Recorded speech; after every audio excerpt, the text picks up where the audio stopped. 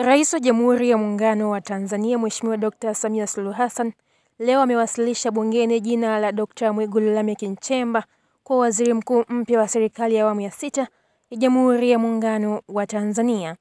Spika Musa Zungu alipokea hati ya uteuzi huo kutoka kwa Rais Samia na kulijulisha kwa wabunge kwa ajili ya kumthibitisha kwa kura kwa mujibu wa ibara ya 51 kifungu kidogo cha pili cha Katiba ya Jamhuri ya Muungano wa Tanzania. Hati ya jina lake ikiwasilishwa leo bungeni jijini Dodoma Novemba 13, 2025 na mpambe na mshauri masuala ya kijeshi wa Rais Brigedia Jenerali Nyamburi Mashauri ikiwa ndani ya bahasha kisha kufunguliwa na spika wa bunge. Mheshimiwa Mwigulu Lameck Nchemba ni waziri wa 12 tangu kupatikana kwa uhuru wa Tanzania. Mwigulu ni mchumi kada wa muda mrefu wa Chama cha Mapinduzi CCM akimrithi Kassim Majaliwa Kassim anemaliza muda wake.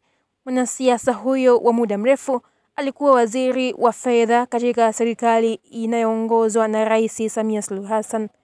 Hii ni Masai TV mtazamaji, lakini pia unakumbushwa kusubscribe, kulike, kukomenti pamoja na kushare.